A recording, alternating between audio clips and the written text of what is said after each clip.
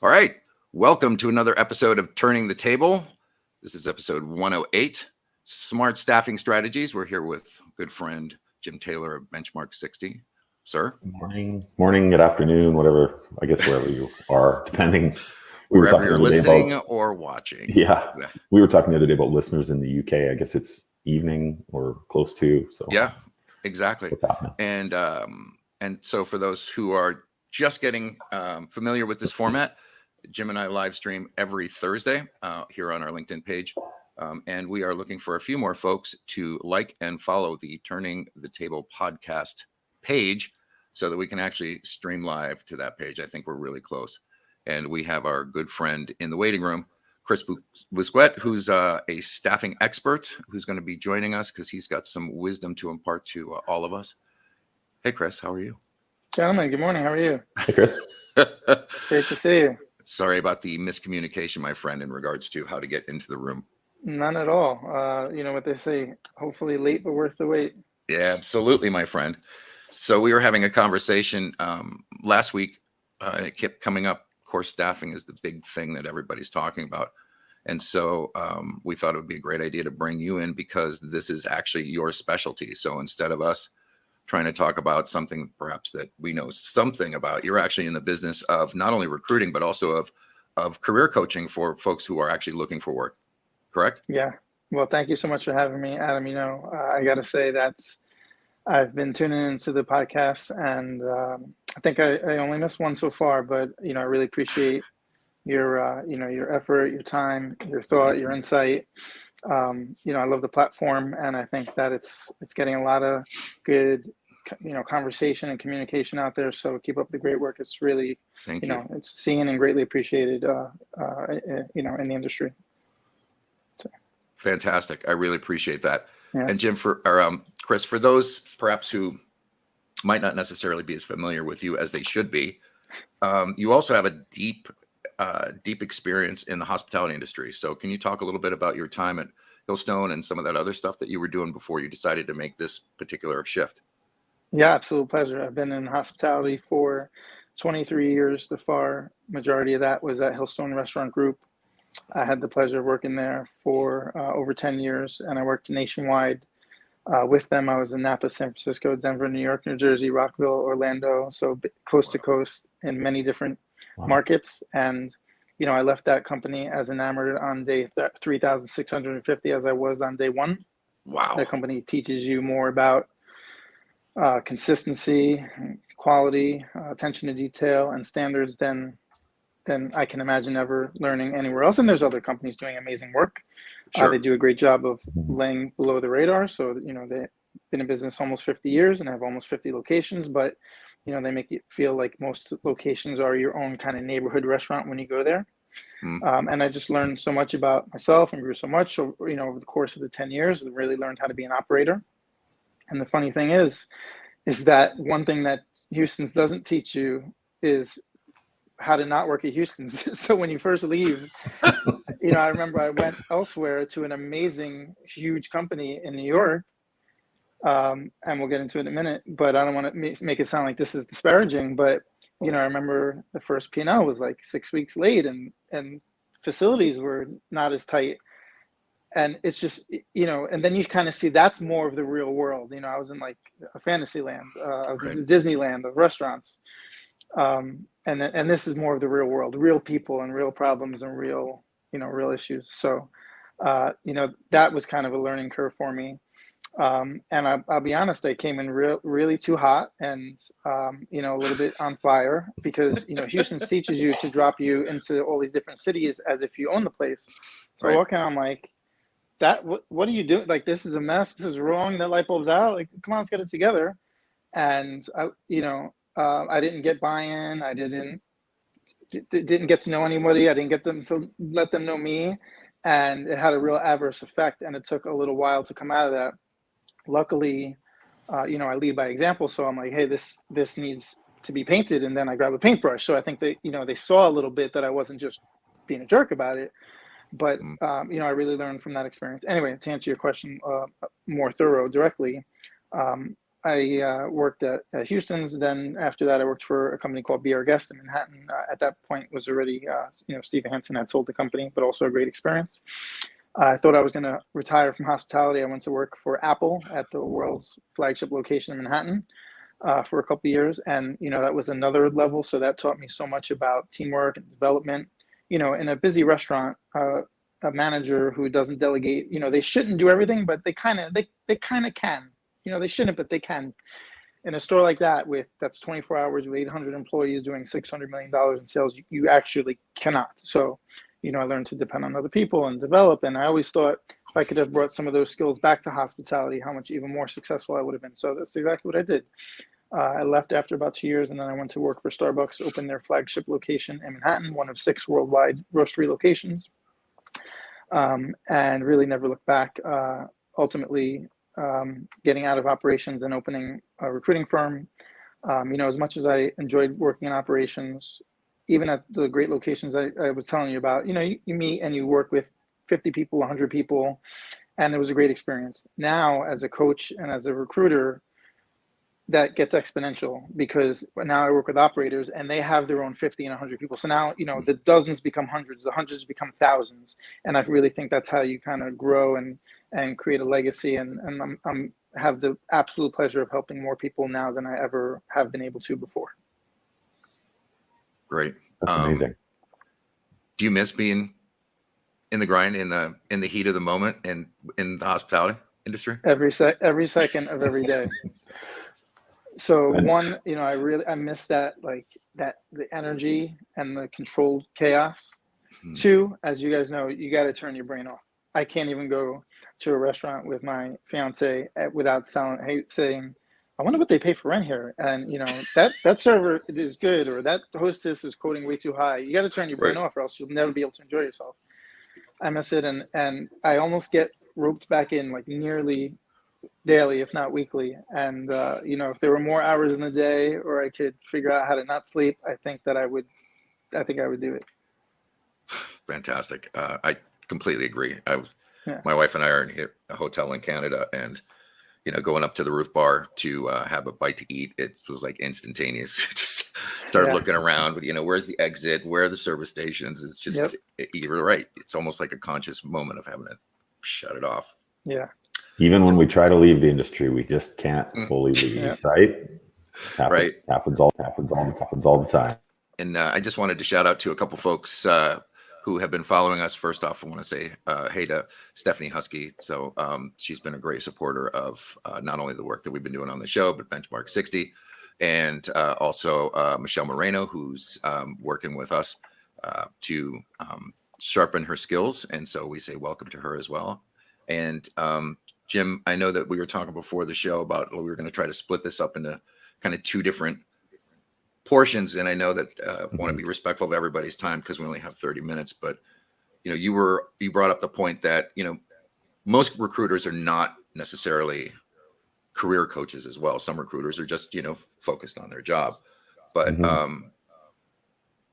once you ask Chris about kind of what we were talking about and how, best to make use of those type of services, I guess. Sure. Well, yeah. And, when Chris and I first got connected, and Chris, I don't even know if I've ever told you this, but one of the things that I actually found really interesting about the work that you do is, for one, you're obviously doing some incredible work recruiting. And, if anybody's listening and needs a recruiter, they should definitely call Chris. But the other side of it that I thought was really interesting was the career coaching and stuff that you do in helping people position themselves properly in order to be successful. And maybe you can tell the story better than I can, because I'd probably butcher it. But there was one example you were telling me in, I think, our first conversation, about how you just went to the restaurant just to help.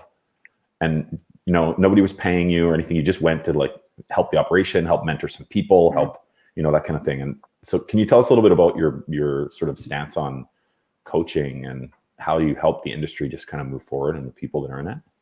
Yeah, it's a pleasure. The way that I feel is, and it's changing a little bit, but if you think about it, really, how many times have you had to, rewrite your resume in your life? 5, 10, a dozen maybe. It's almost to the point where it's not really fair that that's what candidates are judged upon when it's not something we do enough to get really skilled at.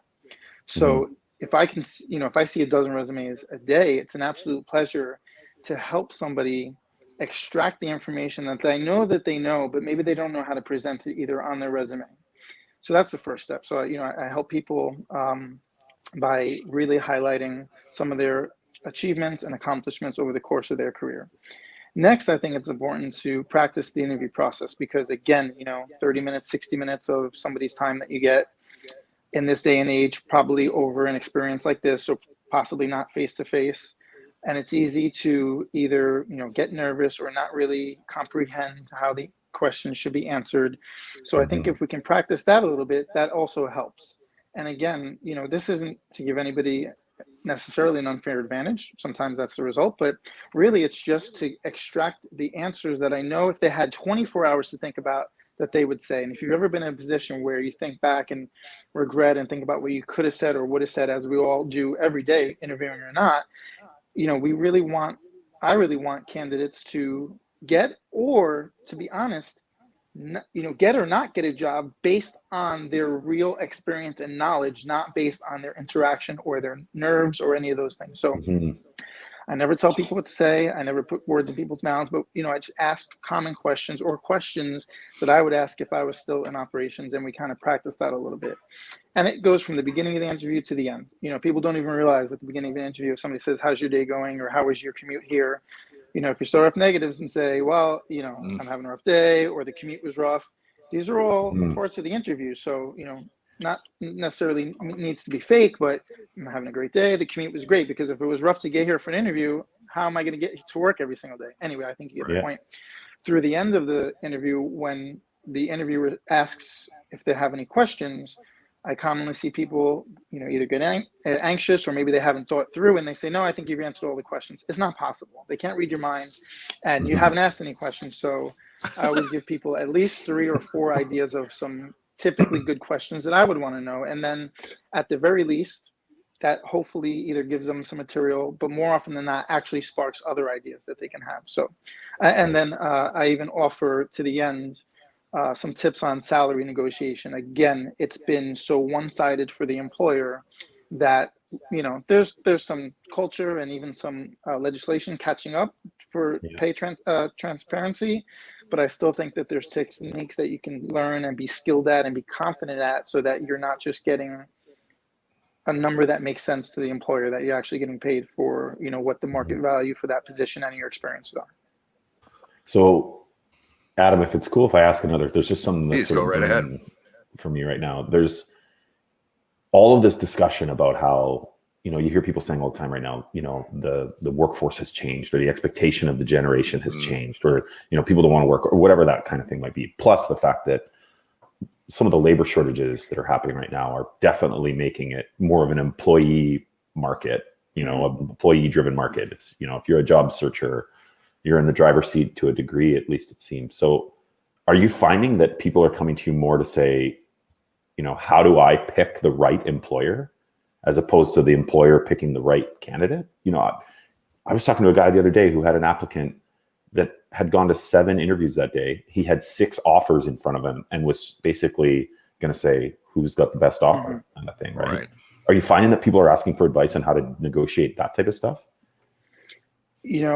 I wouldn't say necessarily in that direction that comes to me. What I'm finding more is people looking for hybrid and or remote roles. And while that certainly is becoming more popular, it's difficult in retail and or hospitality, right? You can't sell a tangible product from the luxury of your own home, right? You just can't. There's some admin roles that are possible. There's some HR roles and maybe marketing, but day-to-day operations is not necessarily the case. There are some great groups out there. One that I used to work with called Need Hospitality and Design that is really trying to figure that out, even on a management level. And they're offering, it's a beta program, so I don't think they have it company-wide yet, but they have a program where their managers can work at least their 5th day from home doing their admin, because we always, we used to either try and work it in between lunch and dinner, or go in early or stay late.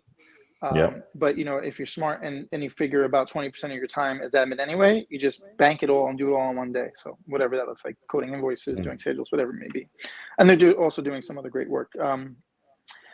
I get a handful of people that are looking to change industry, and on the surface that does sound great, but I generally have to walk them through what that really looks like. Are you willing to start over? It's a really humble place to come from. You might have to go down a couple bands in salary, and for those that are willing to, it's 100% my pleasure to help them do so.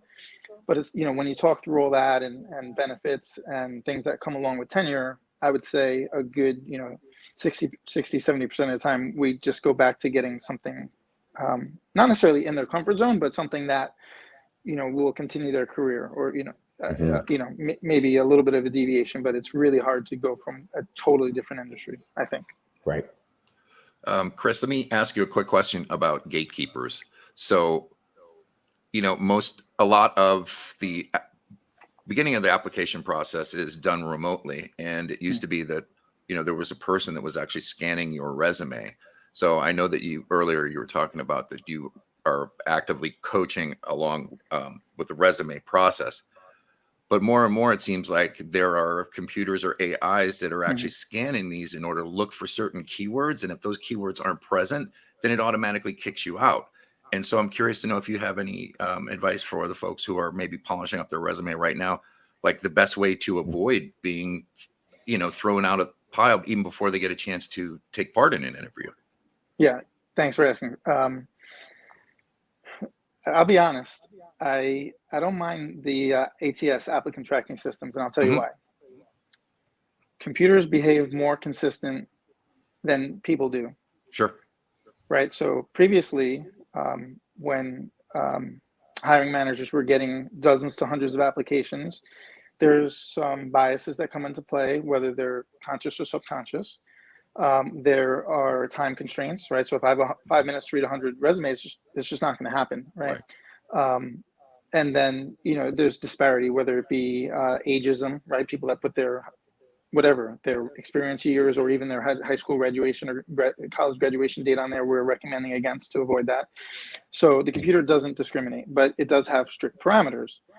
The advice that I have to give is, one, while there's plenty of new ways to design a resume, newer than we're accustomed to the old templates, keep it relatively simple, because if you put a lot of pictures, or if you design it and then import as graphics, those aren't being read. So it is skipping that whole portion of the resume. Right. So if you put in the top left colors and you put in your competencies, generally that box of picture, not text, is not read at all. Two, you have to have clearly defined sections. So you want to put work experience, literally the words work experience, because work and experience get picked up by the ATS. Education gets picked up by the ATS. So I understand, and I implore people to want to express themselves, and this is the type of expression. But if we're doing something that we think is very modern and we're calling work experience something else, I don't even know, life or whatever what I've seen on millions of resumes, computer doesn't understand that, and it's not programmed to pick that up. So it's skipping over that. So if you have something random or you don't even put experience in there, it just sees dates and positions, and it's probably not giving you credit, because it takes all that information and then exports it into a different type of file. So you're not getting the work experience that you think you're getting. And then lastly, I really want to implore people to avoid redundancy, because if you put the word inventory in your resume more than 3, 4, 5 times, you're losing the ability to get credit or tracked for other types of work, right? So, I'm not saying, I guess my point is to either use different synonyms for, similar roles, or, it's a little bit redundant, even to the human eye, to read, inventory, blah, blah, blah, at job 1, and then inventory, blah, blah, blah, same exact thing, job 2, and then inventory, blah, blah, blah, same exact thing, job 3. So maybe you put, inventory tracking in the first job, and then the second one, variance exploration or something like that. And then the third one, you put, value estimation, something along those lines. So you're giving the computer the opportunity to recognize different skill sets that you have. Can you, for those people who may not even be aware that this system exists out there, can can you just give kind of a brief overview about what ATS and how it's being deployed in the space? Yeah, absolutely. So any applicant tracking system is, and you can kind of tell that you're going to one if you've ever gone to a career site and immediately a bot pops up and says, thanks so much for your interest. How can I help you with your application? It's more than likely going to then be going on to an ATS. So the ATS, again, scans the resume in milliseconds and picks up some of these things that we're talking about. So the experience, and some of it is just obvious, the city that you live in, the jobs that you've had, the experience, the education, and then it filters these into the output for the client. And this could be either a rating system, of 1 to 100 of how likely they are to be successful at this job. And it's evolving every day. I'm even seeing applicant tracking systems that tell an employer how likely this person is to leave their job. And, the algorithms that go into that are another level than you're thinking. And that's based on the years they've had in the industry, but also the time that they've had at their current job. And I guess there's a philosophy that people are staying X amount of time at a job. So 37 months later, they're more, whatever, I'm not saying 37, X amount of months later, they're more likely to leave than if they're still in the honeymoon phase of their new role. And that time is probably shrinking. And that time is going down. I read a study the other day that globally 40%, and coincidentally, United States was also 40%, so it matched the global average of current people in the workforce will be leaving their job in the next 3 to 6 months, which is insane, which is unreal. And as with any AI, it's going to get smarter and faster. And, this system is not going to go away. So it behooves everybody who's listening and watching to make sure that their resumes are compliant with that system. And there are websites that you can go that they do an initial scan and give you feedback, of course, for a fee. Love it or hate it, it's in place and getting more popular. So you might as well use it to your advantage. Right. Yeah, it's not going anywhere. Chris, if we could pivot to industry or for a second. One of my pet peeves is the way some companies write their ads for staff, and I know that it's really important for today's applicants or job seekers to find companies in which their values can actually resonate or mesh. And it seems like there are some companies that just don't seem to have gotten that message yet, because they're starting off with their posts, just kind of the way that always has. I saw one the other day that the first line above the fold was, for an executive chef must maintain a clean uniform, right? So you get an opportunity to coach your applicants. Do you also get an opportunity to coach your client, your company clients, insofar as what are the things that they can be doing to better attract the right talent? Yeah, listen, that's a great question. I would say that, any type of consulting is interesting because you're managing without direct influence, right?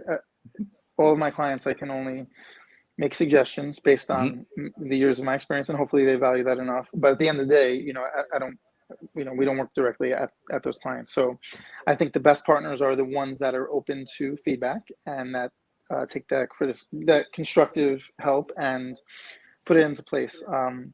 I will say that I think my success is due in part to putting a spin on an already existing ad and then repurposing it and placing my own ad to make it enticing. And I think that's where I get a lot of my applicants and candidates. And it's also, sometimes you have a company that the ship is a little too big to steer. So, not that I have, some of my previous employers as clients like Starbucks, and whether they would or wouldn't, and they do a great job on culture. So I'm not really using them as an example, but, you try and steer that ship and tell them how they should place their ads.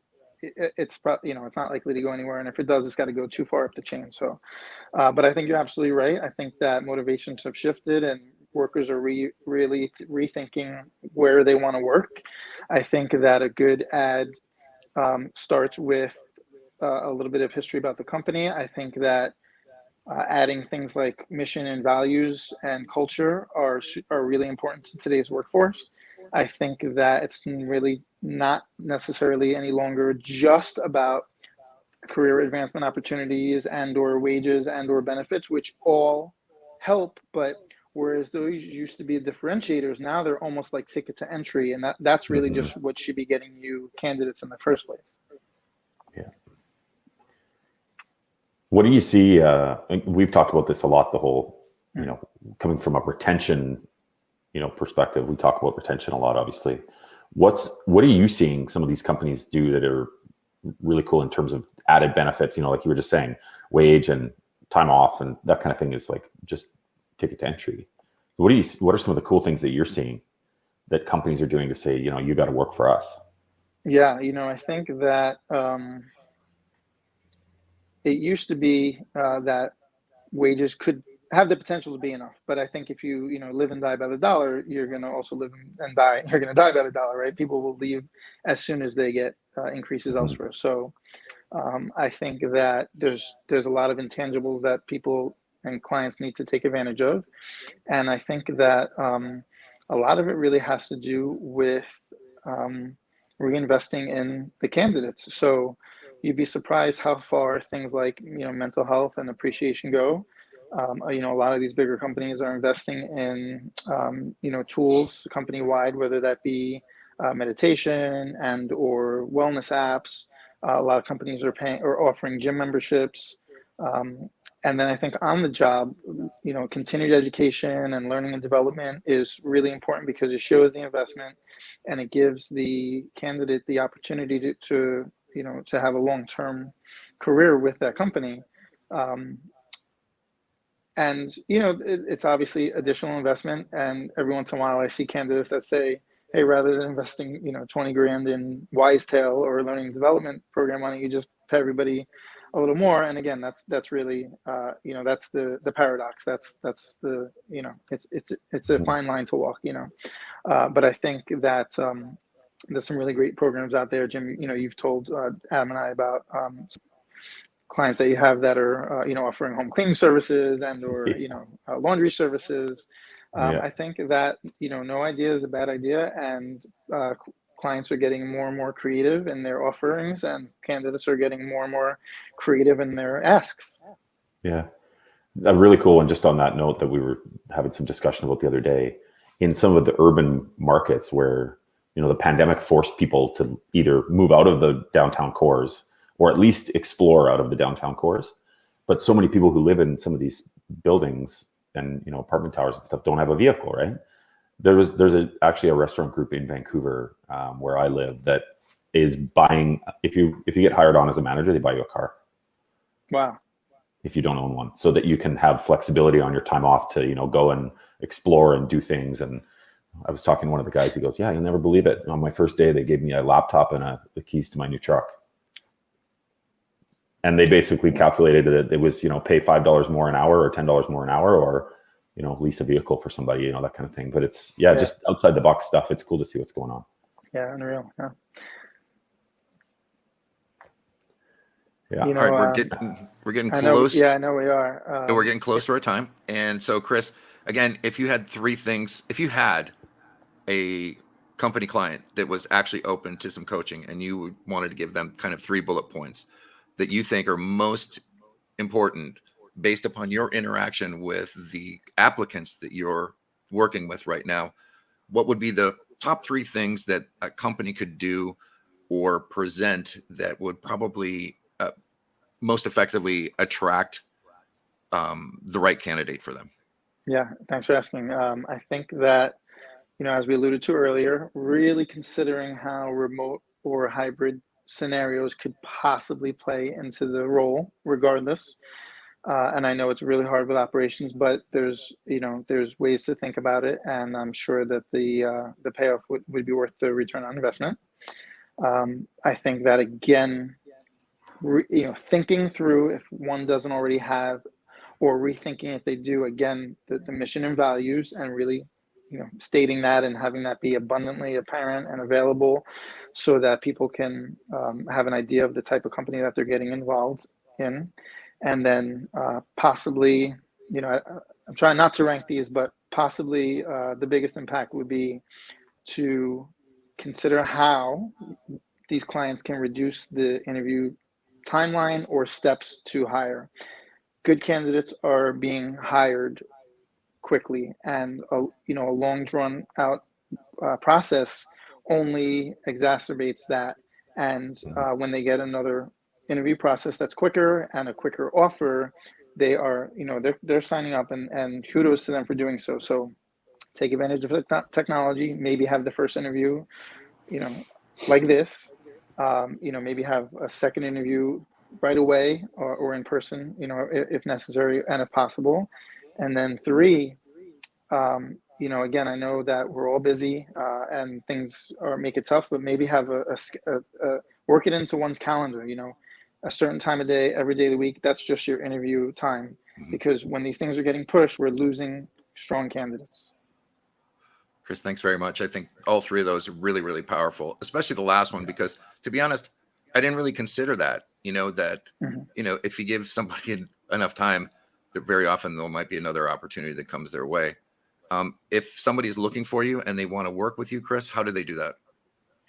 I think the best and most available is connecting on LinkedIn, which is as or more powerful than it ever has been before. On there, you can have access to my calendar and book a direct call with me to connect and explore how we can work together. And, traditional email and phone and everything, I'm always available, but I think that makes it easiest for the other. It's irrelevant for me. I'm open, so I think finding me on LinkedIn makes it easiest for the person that's looking. Thank you. Appreciate that. Yeah. Appreciate you coming Thank you, on. guys. And Jim, any final words for the show?